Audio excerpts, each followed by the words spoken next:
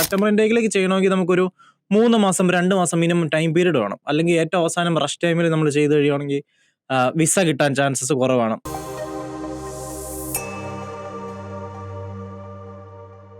MBA പഠിക്കുന്ന students ഉണ്ട്, അങ്ങനെ കുറേ സ്റ്റുഡൻസ് വരുന്നുണ്ട്. അപ്പോൾ അവരുടെയൊക്കെ പബ്ലിഷിംഗ് ഡേറ്റ്, റിസൾട്ട് വരുന്ന ഡേറ്റ് ചിലപ്പോൾ സെപ്റ്റംബർ ആയിരിക്കാം, അല്ലെങ്കിൽ ഒക്ടോബർ ആയിരിക്കാം. സർട്ടിഫിക്കറ്റ് കൈ കിട്ടുന്ന ടൈം അതായിരിക്കാം.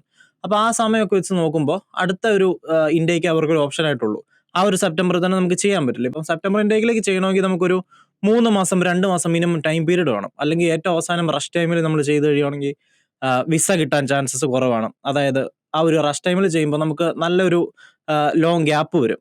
പ്ലസ് പ്രയോറിറ്റി വിസ ചെയ്യേണ്ടി വരും. ഇപ്പം നോർമൽ വിസ വരുമ്പോൾ ഒരു 56,000 ആണ് നമുക്ക് അപ്രോക്സിമേറ്റ്ലി എമൗണ്ട് നോർമൽ വിസ വരുന്നത്. പക്ഷേ അത് പ്ലസ് പ്രയോറിറ്റി ചെയ്യുവാണെങ്കിൽ എക്സ്ട്രാ ഒരു 50,000 ഓർ 55,000 നമുക്ക് എമൗണ്ട് കൊടുക്കേണ്ടി വരും. അപ്പോൾ ആ ഒരു ടൈം പീരീഡിൽ റഷായിട്ട് ചെയ്യുന്നതിന് പകരം ജാനുവരി ഇൻടേക്കിലേക്ക് ആ സെയിം കോഴ്സ് തന്നെ അവൈലബിൾ ആയിരിക്കാം. ഓരോ യൂണിവേഴ്സിറ്റീസ് അനുസരിച്ച് നമുക്ക് സോർട്ട് ചെയ്ത് അത് എടുക്കാനും പറ്റും.